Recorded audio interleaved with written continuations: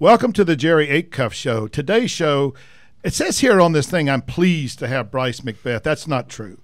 I'm excited to have Brice here because Brice started his career at IBM, but as a client, he realized that there was a need for a better marketing agency that specialized in conversions and marketing optimization. Now, this is actually an area that I have a huge interest in because I think the world is moving towards a dominance by digital marketing. I think there's so few real experts on this, and so to meet somebody with his experience and expertise is huge.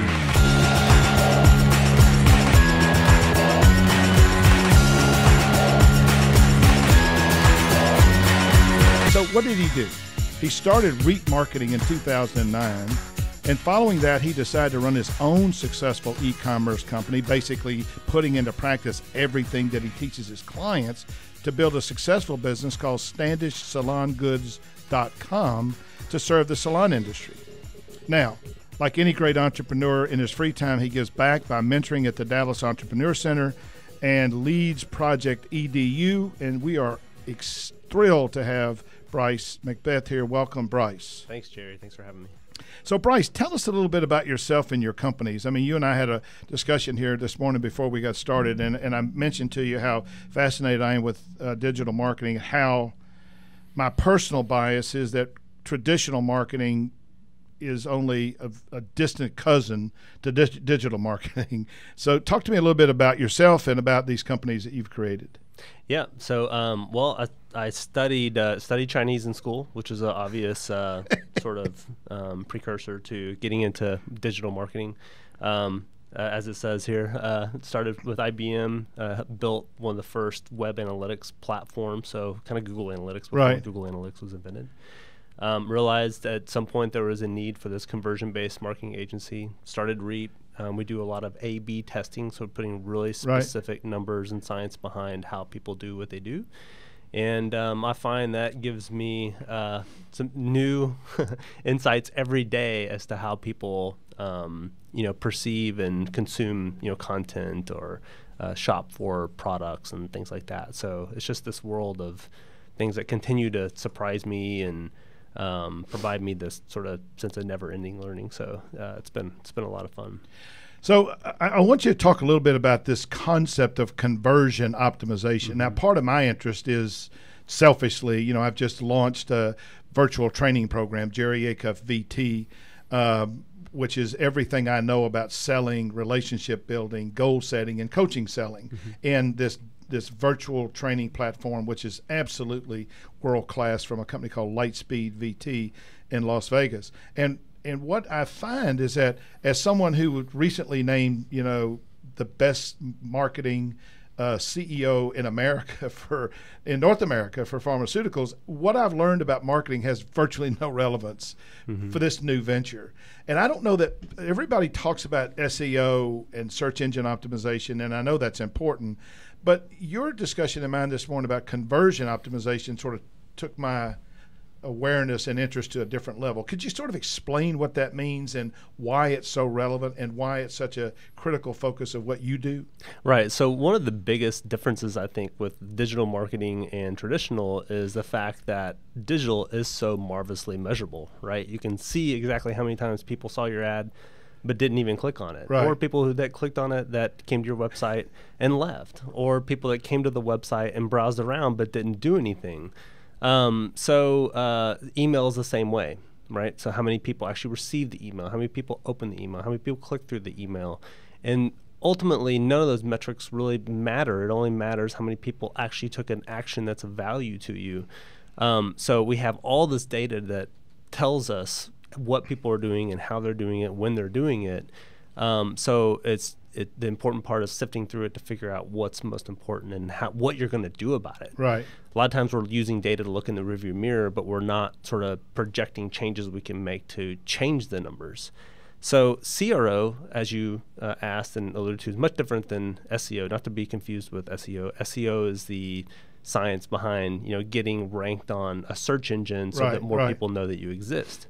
Conversion rate optimization is the art and science behind running tests and doing things to your website to get more people to do business with you. So the sad truth is that 1% of all of our visitors on average will convert into either a lead or a sale. Gotcha. It's pretty miserable, right? So as marketers, we obsessed with going and telling more people that we exist and getting more people to our website and more people that know about our brand. But the reality is there's 99 times the number of people who are buying from us that are already on our website, ready to stroke a check or swipe their credit card, that aren't doing anything. So there's 99 more times opportunity already on the website. So what you're saying, if I hear you correctly, I mean, I have this fundamental belief that everything in life ought to be simpler. And so when I think about selling, and to me what you're talking about is selling, right? It's digital selling, but it's still me getting somebody to want to buy, right? Three things have to happen. One is I have to get you to want to listen. Right. So somehow or another, your ad, your web page, whatever, has got to get me interested, which means it needs to create some kind of interest or curiosity. The second thing you have to do is you got to get me to think differently, right? I don't act differently if I don't think differently. And so somehow or another, there's got to be a trigger that makes that person in that digital space actually say, gee, I didn't think of it that way. I'd really like to understand what this person learns. And then lastly, you have to figure out how to get people to act. Is that analogy meaningful? It's right on, right? So I teach this concept to entrepreneurs called the $5 marketing budget. And the $5 marketing budget really helps sort of identify, what you have to do to get in front of people in these very affordable ways that you can sort of scream from the mountaintops, right? But along the way, we're teaching them how you back into the numbers to figure out what it's going to take to actually get a sale. Right. And we're thinking about budgets in terms of limiting funds so that your expenditures are very predictable, right? That doesn't guarantee you're going to actually make any money. Right. It just guarantees that you can put the file away in a drawer and know that you're spending what you told yourself you would spend. Right. So along the way, we're articulating all these numbers that indicate how many people are even searching for what you have or fit the target that you're shooting for. How many people saw that, and then how many people were actually interested in your concept or your advertisement. Right. How many people actually took an action to click on it and then look at the website and see if it's right for them. And then how many of them are actually engaged because you're saying enough good things where they're starting to think different, and maybe they drill into the page further, read more pages, spend more time, add things to their cart. And then there's ultimately the conversion element, which is how many people are actually signing up for anything from the newsletter to putting something in their cart and swiping their card. So those metrics are really where you've done all of the things that you just talked about in a fashion that really convince somebody to not just appreciate what you're doing and think differently, but actually take the action to invest their time into doing something different. Right. So is it right for me to think, though, that the fundamental premise of your marketing agency is really the marriage of analytics and algorithms with sort of the marketing genius necessary to be great at digital marketing? Is that the right way to look at it? Which to me is a rare sort of combination. Yep. You know what I'm saying? I mean, I know a lot about marketing, but I don't know anything about this kind of marketing. And how do you look at all this data, which, historically the advertisers used to say, look, I know half of my advertising works. I just don't know which half it is. Now what you're saying is, right, I know exactly which half is working and which half isn't working. Yep. Or at least I've got a far better sense of what that looks like. And then if you marry your analytics with your marketing genius or wisdom with what I think is the exponential opportunity with the internet, it's what can create huge success, correct? Right. Well, so science and analytics, yes. Genius, I don't know. I think there are geniuses that work in this space that we work that are very successful. But if you really sort of looked at it, our process looks like a sixth grade science experiment, right? Right. Like all you have to do is have a hypothesis, an idea, and you have to have the willingness to be wrong. and admit that you're wrong and want to see the data to see how other people perceive your idea, right? So the genius is in having the moxie and the wherewithal and the willingness to put it into a system that'll actually A/B test it and tell you statistically which version of, the idea, produces more sales. So so really I think the bottom line is yes, science and analytics, yes, and intellectual curiosity, yes. I would also submit to you that my definition of genius is the ability to take something complex and make it simple. And it sounds like to me that you've done exactly that. So that can be really hard. Huh? Yeah, that can be really hard. It is. When something's genius when you look at something. I'm going to call you a genius. You can call yourself whatever you want. But I think there's a lot of genius involved in that, particularly if you can take somebody from a 1% conversion rate to 2%, which doesn't sound like a lot, but it's a 100% increase. Well, it's going to double your sales with the same amount of money that you're spending today if you can do that. Which to me is absolutely incredible. Let me talk a little bit about how you got involved in the Dallas Entrepreneurial Center. I mean, I'm really interested in, you basically created these entrepreneurial organizations, and then you're not satisfied just to do that. You want to go back and share. What would you say about how you got involved in that, and what's it doing for you? Yeah, well, there's always sort of a personal angle on it, or a semi-selfish perspective on it, and then there's the willingness to help and eager to share experiences and see other people benefit, so that I'm not hoarding my own insights and the things I've learned along the way, but I can see that the things that I've learned are actually helping other people. That feels really good. Right. But the relationship developed over a couple of mutual friends that we got introduced to the founders over there at the Dallas Entrepreneurial Center, and initially I was looking to see if I could help them with their conversion on their website, right? Like they want people to come in to take a tour of the space and see if they want to co-work or meet with their mentors or whatnot. And what we found was that that in and of itself was a lot of fun, but they're nonprofit startups. There's not a whole lot there to provide billable services. But I did really love fall in love with the space and the people. Volunteered to become a mentor, so I had a chance to sit on one-on-one with some of these startup companies and hear their ideas and hear their passion and the things that they were running up against that was stopping them from sort of their next major milestone, right? Right. So that was a lot of fun, and I find that by helping these guys, in turn, I end up coming up with my own great ideas for my own businesses. So I really do feel like the more you give, the more you get, right? Right. So, right, yeah. I mean, you can look into it however you want to look at it, but ultimately it's really fun to hear all this these great ideas, provide some insights and benefit myself.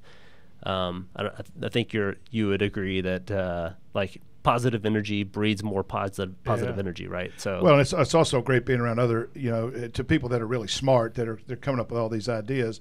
I'm involved with the Entrepreneur Club at my college, and it's exciting to see what these young people are coming up with, and it does sort of give you some ideas. What are some of the fundamentals of mentorship that guide you to help other people succeed?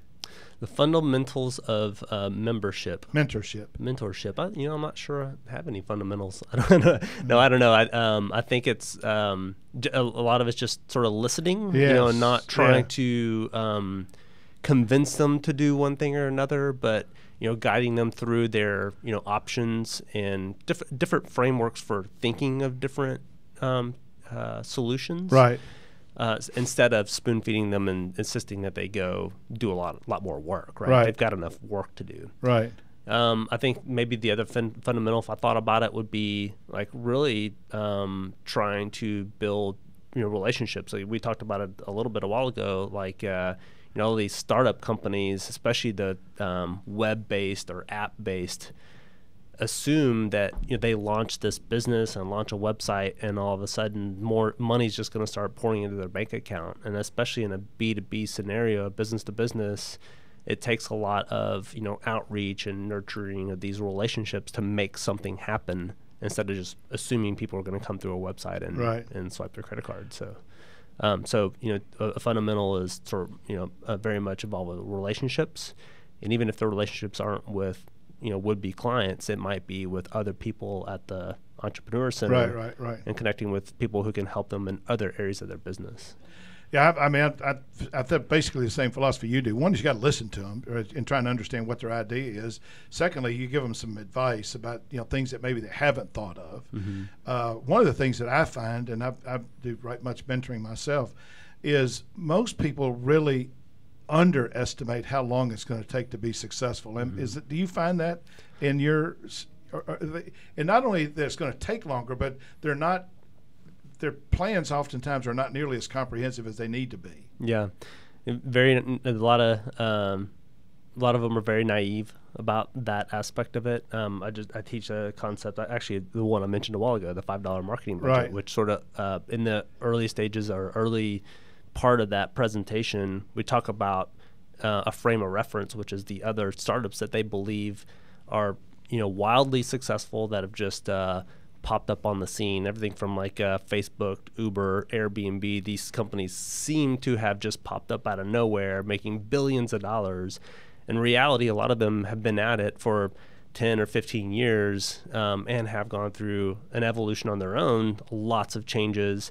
And you look at a company like Uber that seems wildly successful, but lost $3 billion last year. So, you can I think our perception of what's out there and our ability to just turn it on and it be a cash cow tomorrow is kind of delusional in a lot of cases. So bringing that sense of reality is, without discouraging their idea or the path they're on, is kind of a delicate balance. Yeah, because you want them to be sober about it. You want them to have some understanding of what is actually a realistic expectation. I know in my experience, everything takes longer, and usually it takes more, than you thought it did. And almost always something happens in that sort of early stage, process that throws you a big loop. You find out something that you didn't know before. I got an app that I developed called Really Linked, and I've been working on it for 5 years.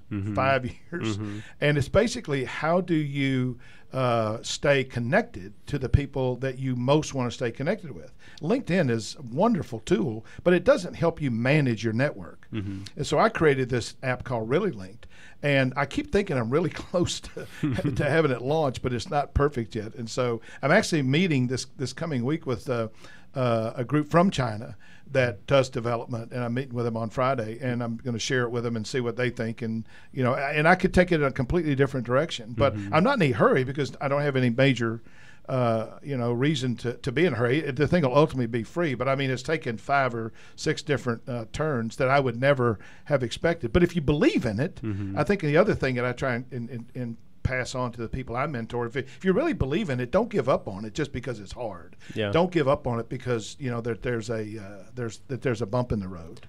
Well, you hear don't give up on it, and a lot of people interpret that as keep doing the same thing even when you hit these failures. But a lot of times, if you really sort of, after you see a pattern, we run these tests called the 3 random guys test, right? 3 random guys will come in and tell you, I don't like this, this or that on the website.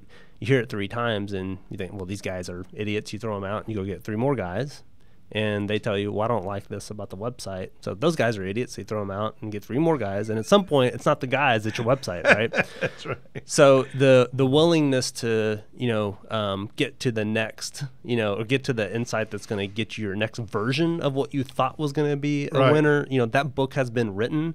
But when you talk about fundamentals, that's certainly something that comes up a lot, is trying to encourage, collection of these insights to drive changes that's going to actually make it a much bigger opportunity for them than what they originally came up with. Right.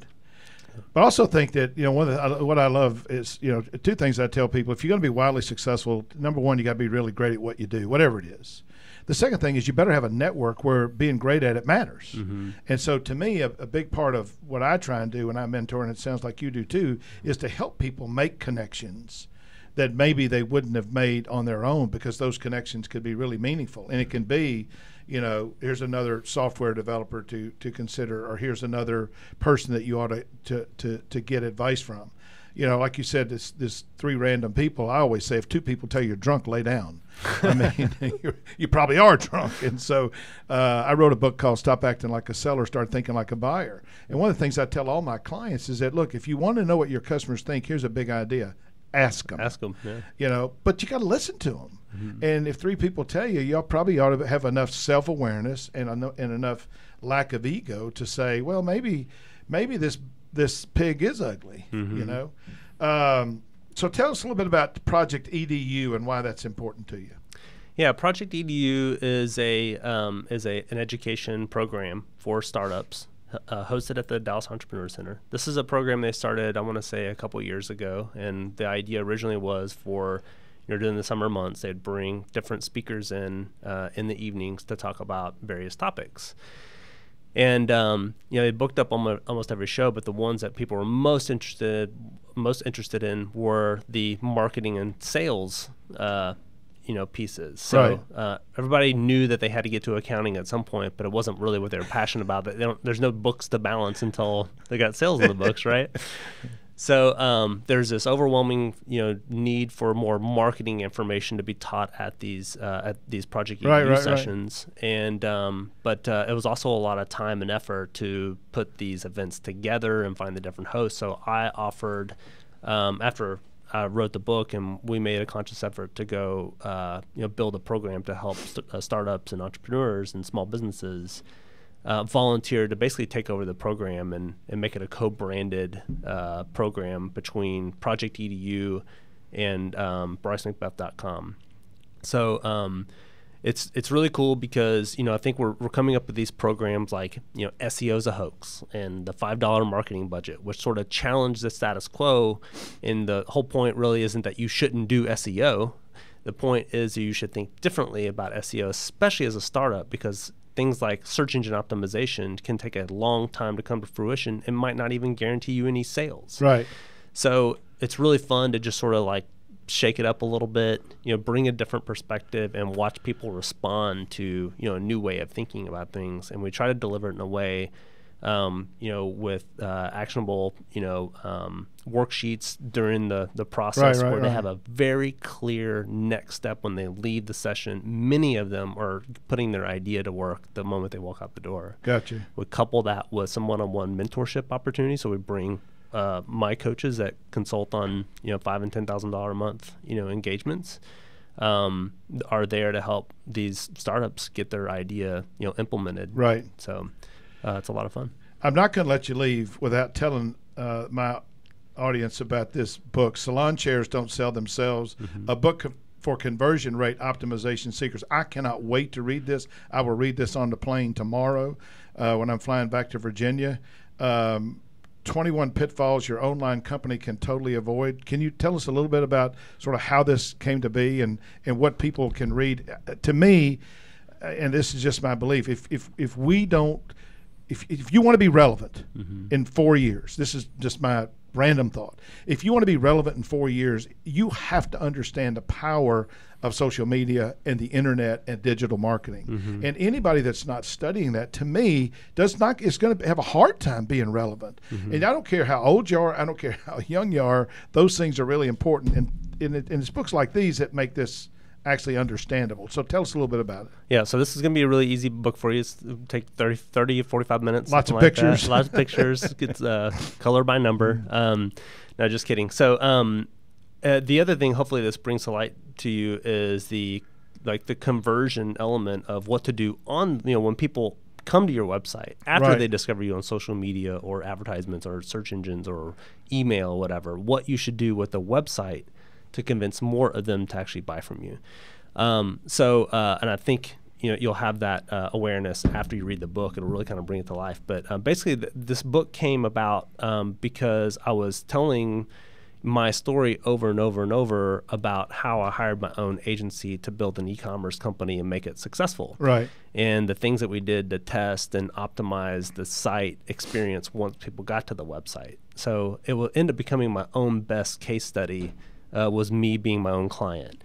after telling the case study over and over and over, I realized that the story just needed to be documented and made available to more people. So we literally, transcribed it into a book and kicked it around with our team and got it to a point where we felt comfortable and confident in printing it, and that's what we did. So where can people get it? They can get it on my website at bricemcbeth.com. Brice McBeth, MCBETH. Yep, Brice, BRICE. BRICE.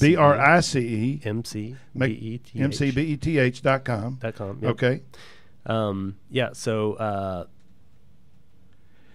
Well, I would recommend everybody to go to bricemcbeth.com and look at this book, and you ought to buy it. I mean, to me, if you want to jumpstart understanding the internet and digital marketing, this is probably as fast a way as you can do it. And I am so grateful that you were a guest on our show. I'm glad to meet you, and you and I have only begun our relationship, because I'm going to get you to help me figure out how to sell my own virtual training program. But anyway, thank you for coming in. Thanks for all you do for other entrepreneurs. Yeah, thanks for having me. Listen, I really think this is a terrific opportunity for people that are listening to this to really start to understand the power of the internet and the power of digital marketing and the power of this whole concept of conversion rate optimization. Because if you're going to be successful selling something, or if you're going to be buying something, understanding this is probably really, really important. I'm a big believer that the person who knows the most about the situation controls the situation. I don't know nearly enough about this, and I want to learn about it because I want to be relevant. And above all, I want to leave you with my final thought, which is no matter what you do or how you do it, always be incredible.